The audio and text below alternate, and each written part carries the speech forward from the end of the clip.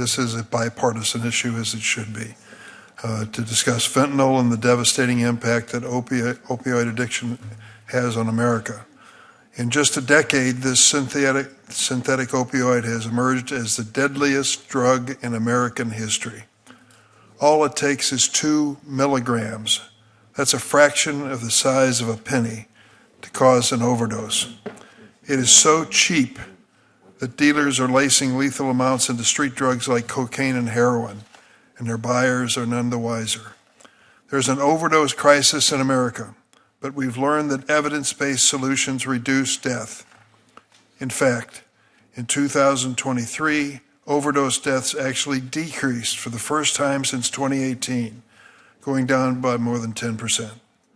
We need to look at every factor that contributes to this reduction: counseling and treatment, training for first responders, naloxone to our hardest hit communities, all make a difference. We must also address how this poison gets in the hands of the most vulnerable people in America, our kids. Too often, fentanyl is peddled in the open on some of the world's largest social media platforms.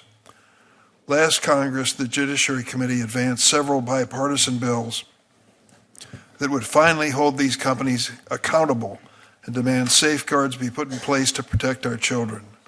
One of the bills is the Cooper-Davis Act. Cooper is a 16-year-old Kansas teen who tragically lost his life to a fentanyl-laced pill he bought through Snapchat.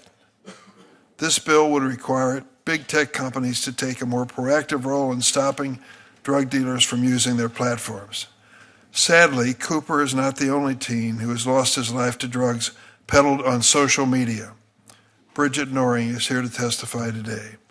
Her son, Devin, tragically died after taking a fentanyl-laced pill he thought was Percocet that he purchased over Snapchat.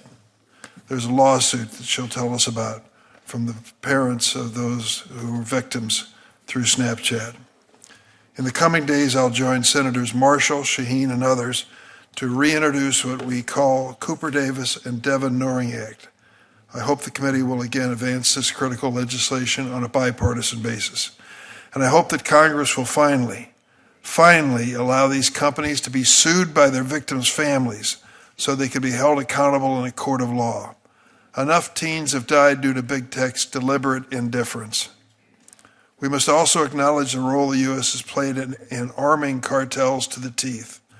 We send hundreds of thousands of firearms south of our border in an iron river, and the cartels cash men. They facilitate the use of violence to traffic fentanyl into the United States. Both state and federal law enforcement agencies are on the front lines of protecting our communities from fentanyl and other opioids, but detection is getting more difficult.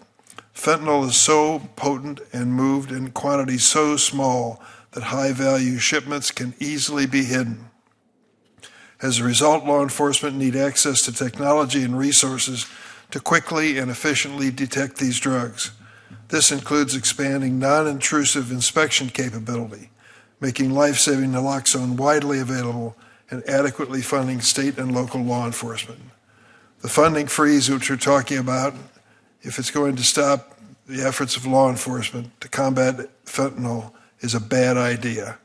The same is true of the recent order diverting federal law enforcement agents, including from the DEA and ATF, away from combating fentanyl and firearms trafficked by cartels and working instead on a mass deportation effort.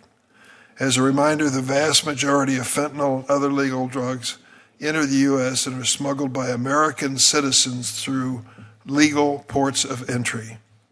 I'm also gravely concerned about the negative impact of mass removals of senior career law enforcement at Department of Justice and FBI on it and our ability to hold traffickers accountable and cut off the supply of fentanyl. The recent actions we've seen distract us from the need to take a comprehensive, bipartisan approach to tackling this crisis, including investing in addiction prevention and treatment, enforcing and strengthening our gun laws, giving federal, state, and local law enforcement the resources they need to do their jobs effectively. Getting fentanyl off the streets is a Herculean task that will require all of us to come together and work across the aisle to make this country healthier and safer. Thank you, Mr. Chairman.